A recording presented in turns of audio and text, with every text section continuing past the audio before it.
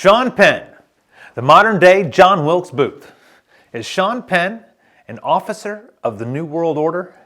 Good day to you, wherever you are. I'm John Wright. Do you think that if given the chance, Sean Penn would have shot Donald Trump? Answer that after you hear what I have to say. Sean Penn was on CNN talking about his meeting with the Ukrainian president, Vladimir Zelensky.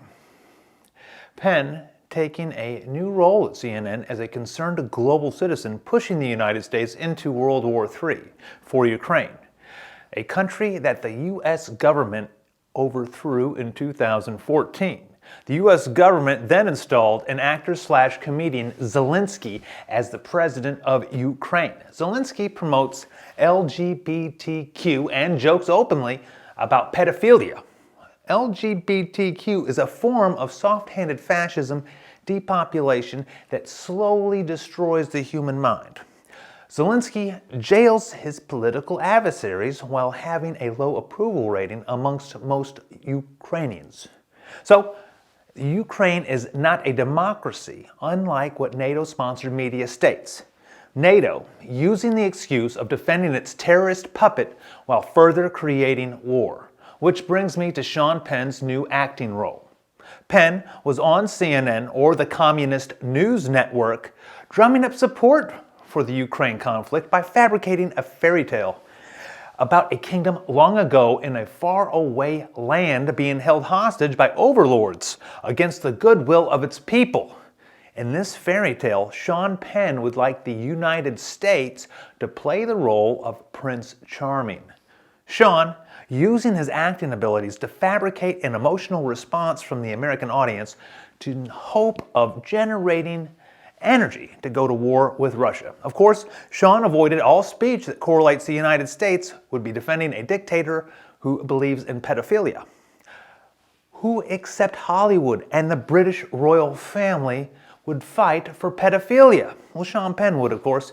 Sean Penn, in his new acting role, is very similar to that of Lawrence of Arabia in 1913. Sean said that Ukraine is a symbol of democracy and of free dreaming in Europe, while Zelensky publicly jails his political opponents and any members of the press that he does not like.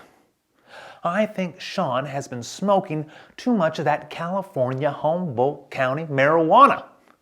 Or Sean is just lying to the American population. My guess is Sean is lying. Reason being is because Sean is acting as if there's a crisis in the Ukraine because there is a lot of money that comes with government military contracts. Sean Penn is using his theatrical abilities to coax the U.S. into war for some of that money. Sean's life as an officer of the New World Order may have started when he was working in Hollywood. Sean Penn was introduced to the Pentagon while he was in Hollywood. Sean was receiving money for scripts written by the Pentagon to make movies or propaganda films with taxpayer dollars. This is called the Military Entertainment Complex, and it's widely known that the Pentagon has financed over 400 films in Hollywood. Hollywood and the Pentagon have had a relationship that have lasted over 50 years. The Pentagon calls it propaganda and Hollywood calls it good business. Films such as Air Force One, Apollo 13, Armageddon, Batman and Robin, Black Hawk Down, Deep Impact, Behind Enemy Lines, and of course Godzilla also financed the James Bond series. So, what did you think your government was spending your money on? Hollywood, New York, and Washington have no respect for the American people who they are stealing from, using the government to strong arm and take monies earned by the U.S. industry to make their movies. Thieves don't respect other people who they rob, which leads me to say, if you are not getting rich, you are getting robbed. The United States started financing propaganda to be used against its citizens during the 50s, and it's a tradition that continues today. A man by the name of Bertrand Russell British thinker and homosexual, helped design a CIA to fight logical thinking as well as people who do not fit in with the New World Order. The Congress of Cultural Freedom was the branch of the CIA that was orchestrated to organize and distribute propaganda throughout the United States, using taxpayer monies to promote their political ideologies that give government officials more power. The CIA can create a narrative of fear using words like communism, fascism, white nationalism, then spread those ideas throughout the nation in books, magazines, television, and film, thus creating fear in the communities.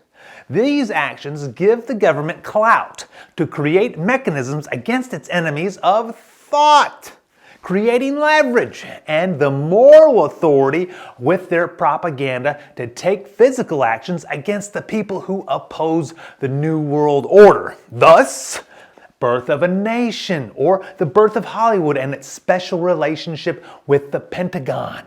Sean Penn's actions, which out him as an officer of the New World Order, are as follows.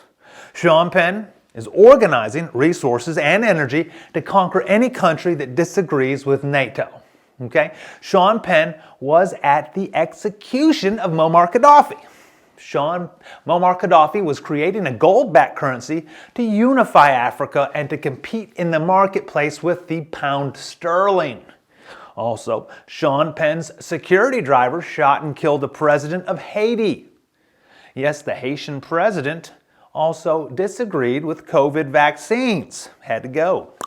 Sean Penn captured El Chapo in 2015, competing with drug dealing against CIA. Sean Penn also helped create Hugo Chavez, the man who destroyed Venezuela. Sean Penn also spent 4 years of his life on television demonizing President Trump and was extremely passionate about his bias and might have threatened the president's lifetime too. The USA seems to be heading down the same road as Venezuela, with Mr. Penn as the stagecoach driver. The bones of the United States will be picked of its meat by the economic hitmen, like George Soros, Ted Turner, and Sean Penn, just like Venezuela and the USSR before it. I think that Sean Penn wants his white whale, the United States, on his desk. Go back to the original question. Do you think that Sean Penn would have shot Donald Trump like John Wilkes Booth shot Lincoln? Do you think that Sean Penn would shoot an elected president or official that he was at political odds with? That's the news for now. Thank you for listening. I'm John Wright, and have a great day wherever you are.